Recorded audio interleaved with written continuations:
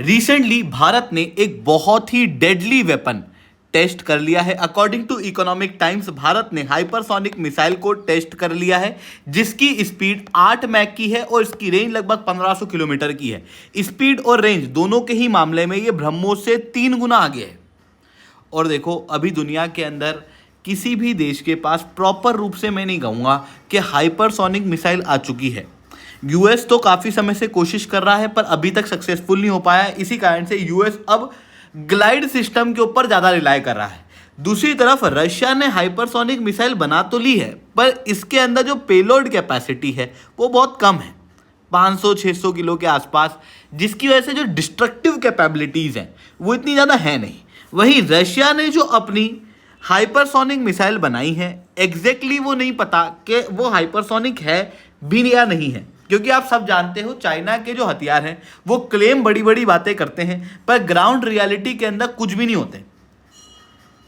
इसी वजह से हाइपरसोनिक मिसाइल टेक्नोलॉजी एक बहुत ही कॉम्प्लिकेटेड सिस्टम है जिसके ऊपर भारत ने अपने रिसोर्स खर्च तो किए हैं पर सवाल उठता है कि क्या भारत ने सच में ये मिसाइल बना ली है जो बाकी देश नहीं बना पाए।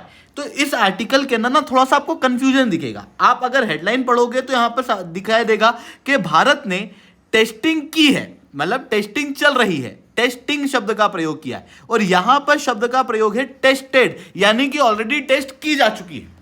अब एग्जैक्टली ये क्या है, ये डिफरेंस क्यों है इस आर्टिकल के अंदर और यहां पर भारत ने क्या एग्जैक्टली टेस्ट किया है और वो भारत के हाइपरसोनिक मिसाइल डेवलपमेंट में कैसे बहुत इंपॉर्टेंट है, इससे मैं शुभलिंग चौहान डिटेल में आप लोगों के साथ में चर्चा करूंगा। बट उसके पहले आप लोग मेरे साथ में SRC10 टेलीग्राम ग्रुप के ऊपर जुड़ सकते हैं। मेरे क्लास की अपडेट पीपीटी पीडीएफ सब कुछ आपको मिल जाएगा।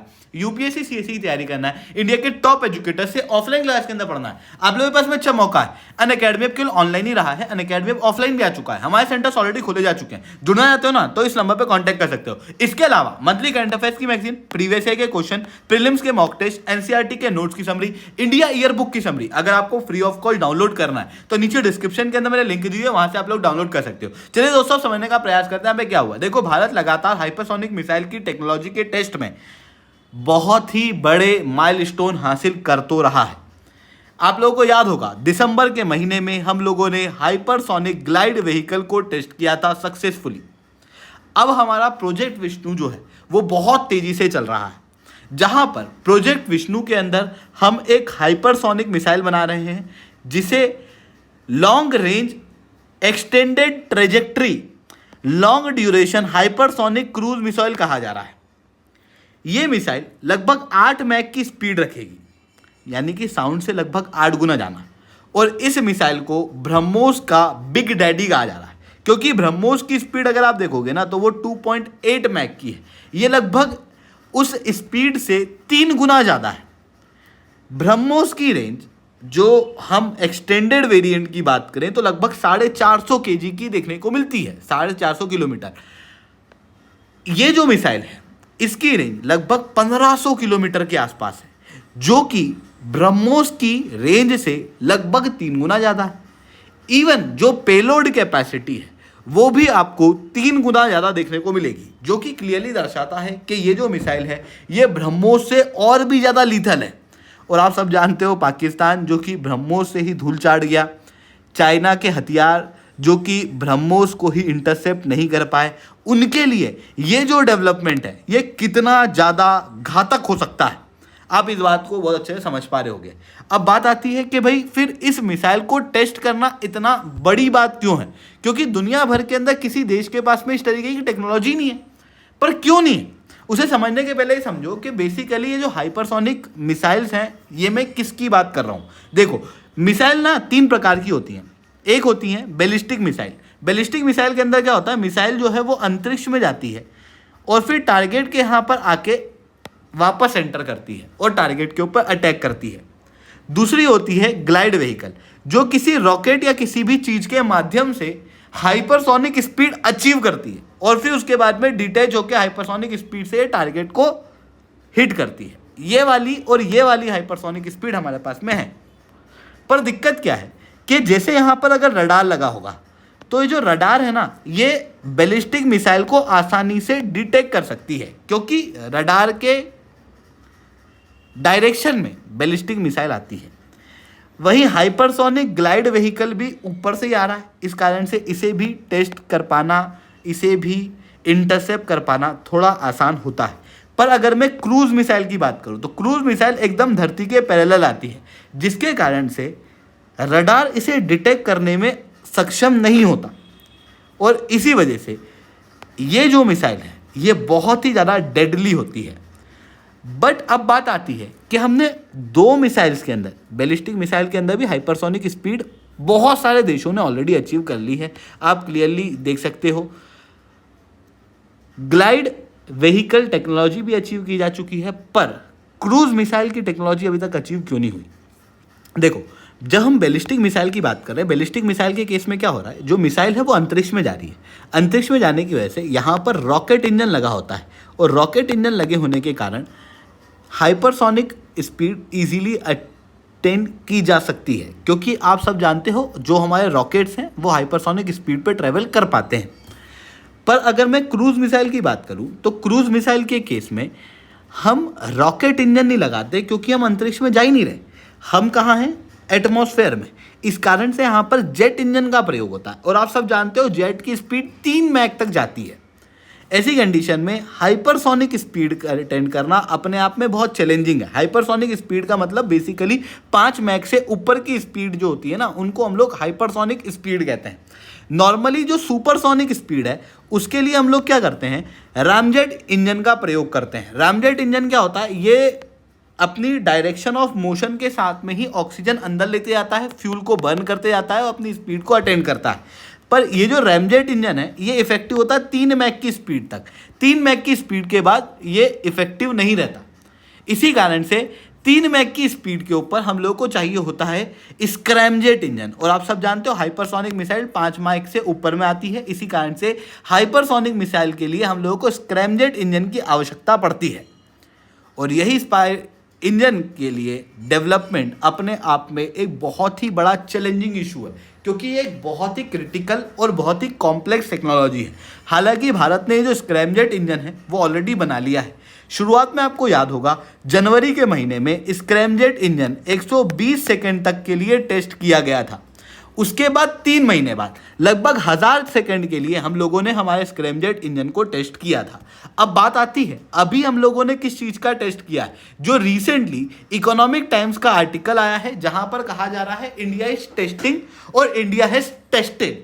तो फिर इन दोनों में से कौन सी बात सही है? बेसिकली दोनों ही बात सही है। भारत ने एक क्रिटिकल टेक्नोलॉजी को टेस्ट किया है, पर मिसाइल जो है वो अभी भी टेस्टिंग फेज के अंदर है, मिसाइल बन के तैयार नहीं हो गई। अब बात आती है तो हम लोगों ने अभी टेस्ट किस टेक्नोलॉजी को किया है? अभी तक ऑफिशियली कोई भी जानकारी बाहर नहीं आई है, बट जब 1000 सेकंड की हम लोगों ने स्क्रैमजेट इंजन को टेस्ट किया था उस समय पे भारत सरकार ने कहा था कि अगला जो टेस्ट होगा वो फुल स्केल फ्लाइट वर्दी कंबशन टेस्टिंग होगी। यानी कि जनवरी के महीने में हम लोगों ने स्क्रैमजेट इंजन की 120 सेकंड तक उसको चला के देखा था। फिर उसके बाद 3 महीने बाद अप्रैल के महीने में इसको 1000 सेकंड तक चलाया था। अब इसको फुल स्केल फ्लाइट वर्दी कंबशन टेस्टिंग की है, मतलब हवा के अंदर ये काम कर पा रहा है या नहीं कर पा रहा है, इस चीज़ को अब टेस्ट किया है। अब बात आती है कि इसके बाद हम लोग क्या क्या टेस्ट करेंगे और अभी तक क्या क्या टेस्टिंग हो चुकी है। बेसिकली ये जो टेस्ट हुए हैं इन टेस्ट से हम लोगों को हमारी मिसाइल के इंजन का थर्मल इंड्योरेंस समझ में आया है, fuel injection, air intake, dynamics, material stability, इन सबको हम लोग अभी तक समझ पाए हैं। बट आने वाले समय में अब क्या किया जाएगा कि इस इंजन को एयर फ्रेम के अंदर इंटीग्रेट किया जाएगा, यानी कि एक मिसाइल को तैयार कर लिया जाएगा। फिर उस मिसाइल को तैयार करने के बाद सबसे पहले उसके अंदर कैप्टिव फ्लाइट ट्रायल्स किए जाएंगे। कैप्टिव फ्लाइट ट्रायल में क्या होगा कि किसी हवाई जहाज के माध्यम से, इंजन चालू करके नहीं, किसी भी बूस्टर या हवाई जहाज के माध्यम से एक स्पीड को अटेंड करके फिर इस मिसाइल को छोड़ा जाएगा। उससे क्या होगा कि हम लोगों को इस मिसाइल के एयर डायनेमिक्स के बारे में पता चलेगा कि भाई ये जो मिसाइल है ये हाइपरसोनिक स्पीड अटेंड भी कर पाएगी कि नहीं कर पाएगी, इसकी एयर डायनेमिक्स ऐसी है कि नहीं है कि ये हवा को काट के फ्रिक्शन को मिनिमम रख के एक तेज स्पीड पर चल पाए, और अगर चल भी पाए तो इस मिसाइल के जो मटेरियल है वो उस क्वालिटी के हैं कि वो हाइपरसोनिक स्पीड को झेल पाए या नहीं झेल पाए। सबसे पहले हम लोग वो करेंगे। फिर उसके बाद इसके अंदर इंजन लगा के हम टेस्ट करेंगे इंजन के साथ में।